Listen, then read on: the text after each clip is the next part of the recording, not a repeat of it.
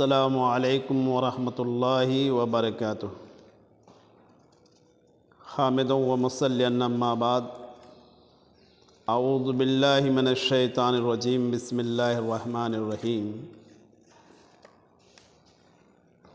وعد اللہ الذین آمنوا منکم وعملوا الصالحات لیستخلفنہم کما استخلف الذین من قبلہم۔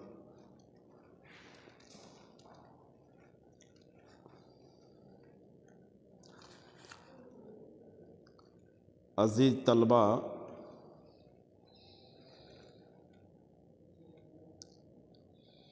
آج کا جو درس ہے یہ تاریخ الامت حصہ دوم خلافت راشدہ کے تعلق سے ہے۔ قرآن عزیز میں اللہ رب العالمین نے اہل ایمان سے وعدہ کیا ہے کہ ہم روئے زمین پر تم کو خلافت ایسے ہی دیں گے جیسے تم سے پہلے لوگوں کو ہم نے دی ہے۔ اسی مناسبت سے یہ کتاب ہے۔ کتاب کے مقصد کو سمجھنے سے پہلے اس بات کو سمجھیں کہ اللہ تعالیٰ نے پوری کائنات بنانے کے بعد کائنات کی تمام چیزوں اور تمام مخلوقات کو وجود میں لانے کے بعد اللہ تعالیٰ نے حضرت آدم اور آدم کی ذریت کے لیے نبیوں کا ایک سلسلہ قائم کیا، اور وہ شروع حضرت آدم علیہ السلام سے کر کے آخری نبی محمد رسول اللہ صلی اللہ علیہ وسلم تک لایا۔ اس کے بعد اللہ تعالیٰ نے آپ صلی اللہ علیہ وسلم کو آخری نبی، امام الانبیاء، خاتم نبی بنا کر کے اس روئے زمین پر بھیجا۔ آپ کے اختتام کے بعد، یعنی آپ کے انتقال کے بعد، روئے زمین کو سنبھالنے کے لیے، یعنی روئے زمین میں اللہ کے احکامات کو نافذ کرنے کے لیے خلافت کا ہونا ضروری تھا، کیونکہ بغیر خلافت کہ اللہ کی شریعت کو نافذ کرنا ناممکن تھی۔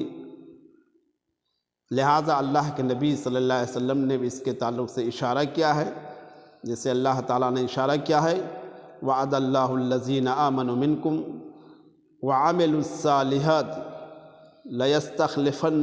لیستخلفنہم فی الارض کما استخلف الذین من قبل۔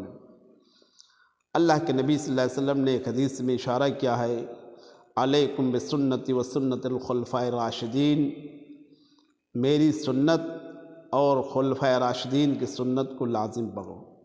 اس سے پتہ چلتا ہے کہ آپ کے انتقال کے بعد خلیفہ کا انتخاب ہوگا، لیکن انتقال کے وقت جو معاملہ آیا، آپ کے انتقال کے فوراً بعد روئے زمین میں بے شمار اختلافات پیدا ہو گئے۔ اس اختلافات کو میں اشارہ کر دیتا ہوں۔ ان میں اختلاف یہ ہوا کہ نبی کے انتقال کے فوراً بعد ایک جماعت، بڑی جماعت مرتد ہو گئی۔ ایک دوسری جماعت معنی زکوٰۃ دینے سے انکار کرنے لگے۔ ایک جماعت مدعی نبوت کا دعویٰ کرنے والے کچھ لوگ ہو گئے۔ اس کے بعد آپ کی تدفین کا مسئلہ آیا، خلافت کا مسئلہ آیا۔ بڑا گمبھیر معاملہ تھا، بڑی پریشانی اور گفتہ بہی کی حالت تھی، ناگفتہ بہی کی حالت۔ ایسے موقع پر کوئی خاص قرآنی آیات سے انتخاب کے لیے کوئی خاص شکل موجود نہیں تھی۔ امت کے اوپر یہ ذمہ داری تھی کہ امت اب خلیفہ کا انتخاب کرے، خلیفہ کو چنے، کیسے کیا کرے۔ کس خاندان سے چنے، کون خلیفہ ہوگا، یہ سارے مسائل سامنے آئے۔ لہٰذا ان مسائل کا حل کے لیے اس کتاب میں کچھ صاحب مصنف حضرت مولانا محمد اسلم جیراج پوری نے قلم بند کیا ہے۔ اشارتاً میں کچھ باتیں آپ کو بتانا مناسب سمجھتا ہوں۔ کتاب کے شروع میں سب سے پہلے خلافت یعنی جانشین، آپ کے بعد، آپ صلی اللہ علیہ وسلم کے بعد آپ کے جانشین جو ہوئے ان میں سب سے پہلا خلیفہ حضرت ابوبکر صدیق رضی اللہ تعالیٰ عنہ، دوسرا خلیفہ حضرت عمر بن خطاب رضی اللہ تعالیٰ عنہ، تیسرا خلیفہ حضرت عثمان بن عفان رضی اللہ تعالیٰ عنہ، چوتھا خلیفہ حضرت علی بن ابی طالب رضی اللہ تعالیٰ عنہ۔ یہاں ایک بات اور سمجھے کہ اللہ کے نبی صلی اللہ علیہ وسلم کے انتقال سے پہلے یعنی آپ صلی اللہ علیہ وسلم کی کیا ذمہ داری تھی، امت کے تعلق سے، امت کے بابت، امت کے متعلق آپ کے اوپر کتنے فرائض تھے؟ تو آپ صلی اللہ علیہ وسلم کے اوپر امت کے متعلق دو فرائض تھے، دو قسم کے فرائض تھے۔ ایک تو رسالت کے فرائض، دوسرا امامت کے فرائض۔ آپ صلی اللہ علیہ وسلم کے انتقال کے بعد رسالت کے فرائض کا اختتام ہو گیا، ختم ہو گیا، کیونکہ آپ آخری نبی، آخری رسول تھے، اس کا اختتام ہو گیا۔ اب رسالت کے اندر کوئی ذرہ برابر آگے پیچھے نہیں کر سکتا ہے۔ آپ نے اللہ کی جانب سے دیے ہوئے احکامات جو امت کو دیا، اسی کے حساب سے، اسی کے طور طریقے پر پوری امت کو سمجھانا تھا، راہ راست پر لانا تھا اور شریعت کو پوری دنیا میں پھیلانا تھا۔ تو اسی طریقے پر خلیفہ کا انتخاب ہوا۔ خلیفہ کے انتقال کے تعلق سے ایک بات اور یاد رکھیں کہ جو اختلافات رونما ہوا آپ صلی اللہ علیہ وسلم کے انتقال کے بعد، وہ سب سے اہم مسئلہ تھا خلیفہ کس خاندان سے ہو، اور دوسری چیز خلیفہ کے انتخاب کی شکل کیا ہو، کوئی شکل بھی موجود نہیں تھی۔ خلافت کے دعوے دار اور بھی لوگ ہوئے، اشارتاً بہت سارے گروہ اور جماعتیں ان میں بٹ گئی، لیکن مسلمانوں کی دو جماعت کا اس طرح کا خیال تھا۔ ایک جماعت کا یہ خیال رہا کہ عدم تخصیص کی رائے تھی، یعنی خلافت کسی خاندان کے ساتھ خاص نہیں ہے، کسی خاندان اور قبیلے کے ساتھ خاص نہیں ہے۔ یہ رائے انصار،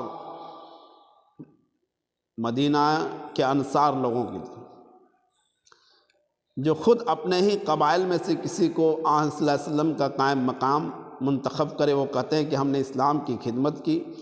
یہ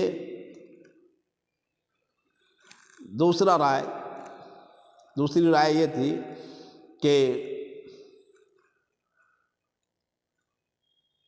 خلافت کی تخصیص قریش کے ساتھ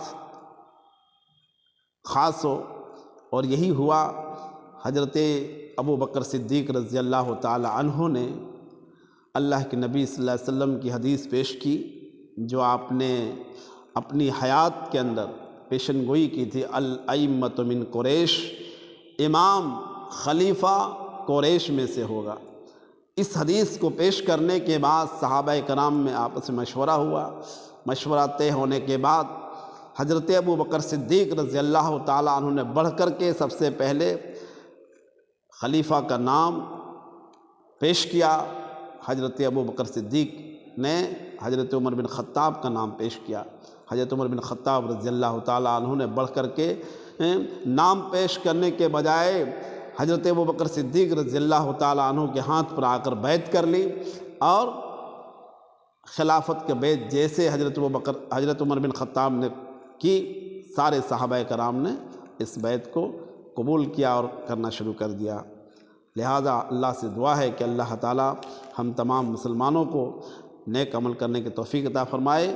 خلافت کا مسئلہ بڑا اہم مسئلہ ہے، انشاءاللہ اس کی وضاحت میں آگے کروں گا۔ عزیز طلبہ، اس کو مختصر انداز میں آپ کے سامنے میں نے پیش کی ہے۔